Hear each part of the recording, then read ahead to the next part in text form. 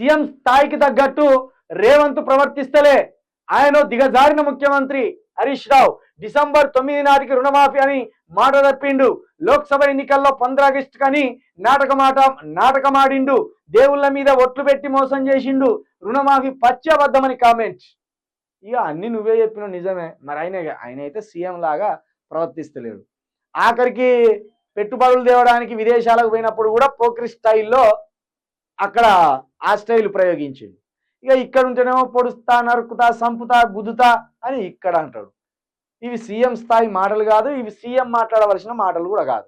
ఇక పైగా రాజకీయ నాయకులు ఎవరు కూడా దేవుళ్ళ మీద ఒట్టు పెట్టకూడదు. కానీ ఈ దరిద్రులు ఏం చేస్తాను, దేవుళ్ళనే ముందర పెట్టి ఎందుకు దేవుళ్ళ మీద ఒట్లు పెడతానంటే, ఈ మన సాధారణ ప్రజలంతా దేవుని భక్తిలో ఉంటారని వాళ్ళకి అర్థమైంది.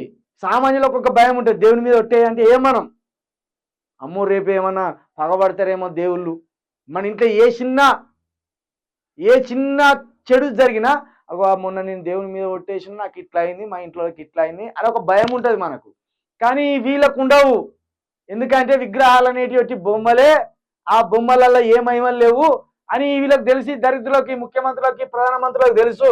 ఏ బొమ్మల మీద ఒట్లెత్తే ఏమవుతుంది అనేది వీళ్ళకి తెలుసు. అందుకే బొమ్మల మీద ఒట్లెత్తాను వీళ్ళు.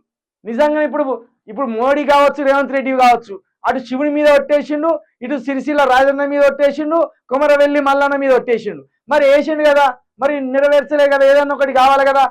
ఆయనకు కాలో చెయ్యో ఏదోటి పడిపోవాలి కదా, ఆయన మాటే పడిపోవాలి కదా అబద్ధాలు అడిగినందుకు. మరి పడిపోలే. 6 నెలలు అవుతుంది ఆయన అబద్ధాలు అడిగి, ఏం కాలే. కాబట్టి వాళ్ళకి తెలుసు దేవుళ్ళ మీద ఒట్టేస్తే ఏం జరగదని తెలుసు వాళ్ళకు. ఎందుకంటే ఆ బొమ్మలు దేవుళ్ళు కాదు, మనకి ఇష్టమున్న బొమ్మలు చెక్కి మనం దేవుళ్ళు అని అంటున్నాం కాబట్టి కాదు వాళ్ళు అనేది వాళ్ళకి తెలుసు. అసలు రేవంత్ రెడ్డి ముఖ్యమంత్రి లాగానే అనిపించలేడు. ఒక ముఖ్యమంత్రి అనే వైబే లేదు. ముఖ్యమంత్రి అనే వైబ్ రేవంత్ రెడ్డి వచ్చిండు, ఆయన నిజంగా ముఖ్యమంత్రి అనే వైబ్సే లేవు రాష్ట్రంలో.